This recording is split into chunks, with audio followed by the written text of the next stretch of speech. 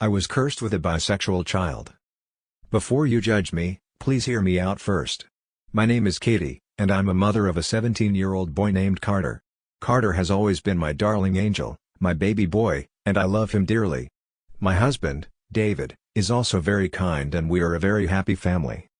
The reason I have titled my story as such, was because I wasn't always this way. Growing up, my parents, elder sister, and I were all part of a very conservative church.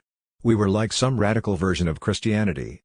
This church was very cruel to anybody who didn't fit our standard of living and would verbally and sometimes physically target those outsiders in our small community. My mom and dad were very much in line with the church's view, and because I saw my parents do it, I was too. My elder sister, Rose, wasn't. She spoke up against my parents in the church multiple times and was ostracized from the church because of it. Our parents began to treat her harshly and kids at school would bully her, including me. When it came out she was a lesbian, our parents totally disowned her and kicked her out.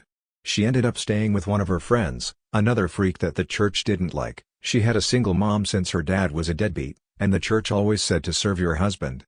I would pick on Rose at school, despite being younger, but my sister never retaliated. I remember it would always peeve me off that she just ignored me. She would either just keep walking or shrug and change directions. I was a classic bully. I wanted a reaction. So, in a desperate attempt to get one, I targeted her very close friend, who turned out to be her girlfriend. She caught me in the act of verbally assaulted her and got between us. I'll never forget the words my sister said. Mom and Dad got me because they acted like this. God is going to punish you for behaving like this. He'll give you a cursed or broken child so you can atone for your sins, just you wait and see. Then she walked away, dragging her partner behind her. I never forgot those words. I was too stunned. I told my parents what she said when I got home, and they just prayed away whatever sinful aura my sister had piled onto my soul. I never really picked on Rose after that. Her and her girlfriend moved away and, from what I hear and see on social media, live a very fulfilling life. I ended up leaving the town for college and met my now husband. He was from a very different culture, but I adore him and he treats me right. When we got married, my parents went on a whole rant at the reception on how God will cleanse and everything our church preached. One of my husband's cousins, Willow, stood up to my parents and poked holes in all their preaching by reciting actual verses from the Bible. Her constantly showing the contradictions in my twisted version of faith made me start to realize how wrong some of our church's beliefs were. My parents demanded respect, and Willow told them you need to earn respect before you get it. It was so badass. She wore her hair in a shaggy pixie cut and was in a deep purple pantsuit. My parents began screeching she must be a devil, and she just laughed in their faces and said the only devils in here are you two freaks. My parents left shortly after. I apologized to Willow and all our guests for my parents' behavior, and Willow actually became really close with me. Turns out, she's asexual, and studied religion in college. She was literally the perfect opponent to humble my parents. A few months later, I got pregnant with Carter. I was so happy to be a mom, and my parents were so excited that one of us turned out right and did her duty and a woman. During my pregnancy, I began to realize even more how toxic my parents were and how their views were backwards and wrong. I didn't want Carter growing up around that, so I began to distance myself from my parents. I got in contact with Rose and tried to make amends, but she said as long as I'm still in contact with our parents, she can't be in my life. So, I decided to give my parents an ultimatum: they leave the church or I leave them.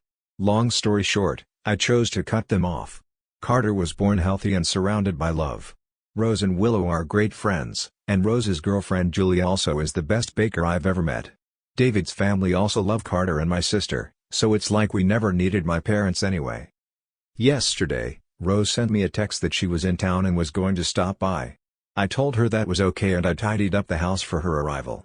Willow and my in-laws also had stopped by, and everybody helped clean the house. When she finally got there, I saw that Julia had also came along and was carrying a cake. She needed to put it in the fridge, so I cleared a spot in the fridge for it. Everybody talked in the living room until Carter got home with his best friend, Angelo. Now, I had seen the way Carter looked at Angelo. It was the same way Rose looked at Julia in high school. I had a long-standing suspicion that the two were more than friends, but it was confirmed when Julia brought out the cake, gave it to Carter, and opened it up to me. The cake was blue, purple, and pink, and with white letters spelled, "Surprise, I'm bi."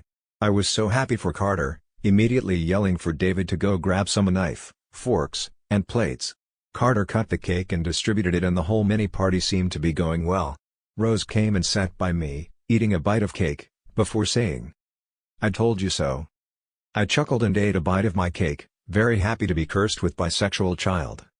Thank you for listening. This one was posted on a fiction Reddit. Please keep that in mind and thank you for listening.